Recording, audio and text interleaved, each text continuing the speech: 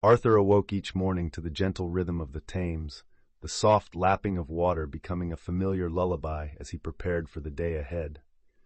The small, weathered boat bobbed quietly beneath Tower Bridge, its enormous steel arches looming above him like silent sentinels. With a worn-out cap pulled low, he stepped into his haven, the world above fading away like fog on the water. The city stirred, vibrant and alive, but Arthur found solace in the solitude of his fishing ritual. As the first rays of sunlight kissed the river's surface, he cast his line, not just seeking fish, but yearning for the whispers of forgotten tales that lingered beneath the murky depths. He often spoke to the river, confiding in its depths his dreams, hopes, and the ache of his unfulfilled desires. Little did he know that today, amidst the quiet murmur of the water, the extraordinary awaited him. Arthur's fishing ritual was a symphony of solace.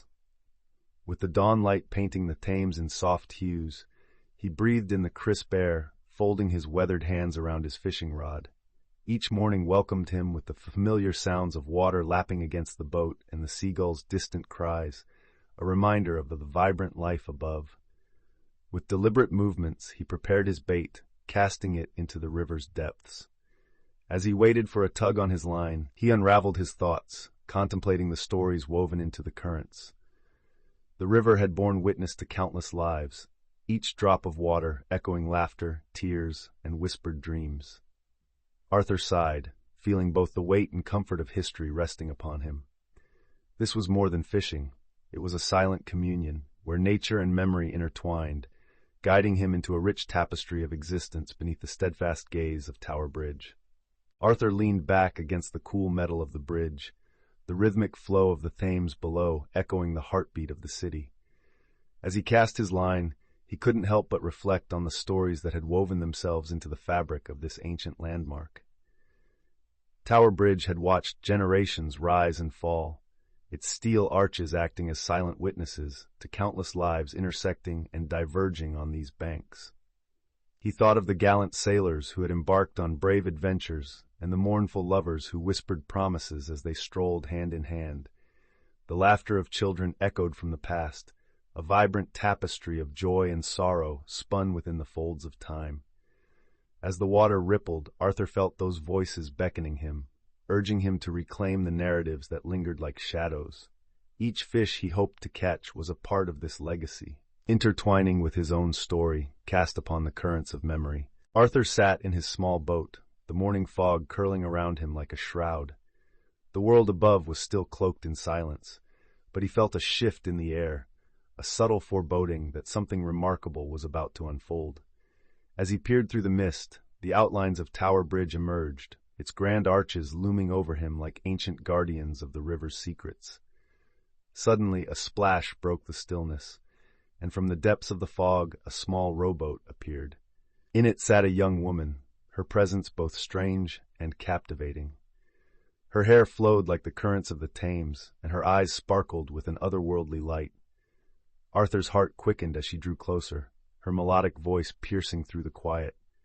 "Do you speak to the river too?" she asked, and his world began to tilt on its axis. Little did he know, this encounter would intertwine their fates forever.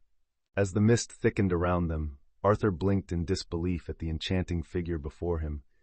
Alara's hair floated like seaweed caught in gentle currents, and her eyes sparkled with the light of 1,000 secrets. The river seemed to hum with anticipation as she drifted closer in her small boat, cutting through the fog with a grace that felt otherworldly. "Do you speak to the river too?" she asked, her voice lilting like a breeze across the water. Arthur swallowed hard, astonished by her presence. "I've spoken to many things in my life, but never quite like this," he admitted, captivated by her ethereal charm. Alara smiled knowingly, her gaze darting to the depths below. The Thames holds stories untold, memories of loves lost and dreams forgotten. Intrigued, Arthur leaned forward, eager to understand the weight of her words. They sat in silence, the air thick with unspoken promises as the river whispered its tales, waiting to be revealed. As days turned into weeks, the bond between Arthur and Alara transformed into a delicate tapestry woven from shared stories and dreams. Each morning, as the fog lingered like a whispered secret, Alara would glide silently into view, her rowboat emerging like a vision from a forgotten world. They spoke of their lives, Arthur's humble existence beneath the imposing Tower Bridge, and Alara's ethereal role as a guardian of the Thames. Arthur found himself enamored not only by her beauty, but by her profound wisdom. Together, they explored the river's depths, each tale revealing the fabric of the city's history. Alara's laughter rang like chimes across the water, and Arthur felt a stirring in his heart, a comprehension that their meeting was more than mere coincidence. In her presence, he was no longer just a fisherman. He had become a vessel for the river's ancient stories, his soul tethered to hers by the currents of fate. Alara's voice transformed as she began to recount the tales of the Thames, her words flowing like the water itself. "Listen closely, Arthur," she whispered, "for the river holds the laughter of children once frolicking on its banks, their carefree giggles mingling with the music of the waves." She painted vivid images of grand feasts where nobles dined beneath the bridge, toasting to prosperity, while whispers of conspiracies swirled like the mist around them. Yet, amidst the joy, shadows lingered. "The river bears witness to heart-wrenching loss," she continued, her tone turning somber. "Lost sailors, their dreams swallowed by the depths, still whisper to the currents, searching for remembrance." Arthur felt the weight of those submerged memories, stirring within him a sense of purpose. As Alara's words wove a tapestry of history, he realized their shared bond went beyond mere conversation. They were now keepers of the river's deepest secrets, united in their quest to honor the forgotten. Alara's expression shifted as the whispers of the Thames grew heavier with unshed tears. "Not all stories sing with joy, Arthur," she said, her voice soft yet edged with sorrow. "Some are wrapped in darkness, tales of those who slipped beneath the surface, forgotten by time. Their dreams sank like leaden weights, lost to the ebbs and flows of the river." With each word, vivid images flooded Arthur's mind. The shipwrecks of hopeful sailors, the anguished cries of loved ones left behind, and the silent pleas of the drowned longing to be remembered. "The river remembers," Alara urged, "but only if we listen. There was a woman who waded into these waters, seeking solace from her heartache, leaving behind her dreams to drown in despair.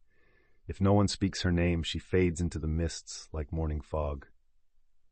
The weight of these stories settled in Arthur's heart. He understood now. To honor the lost was to breathe life into their memories. As the first light of dawn broke over the distant rooftops, Arthur sat in his boat, his heart heavy yet resolute.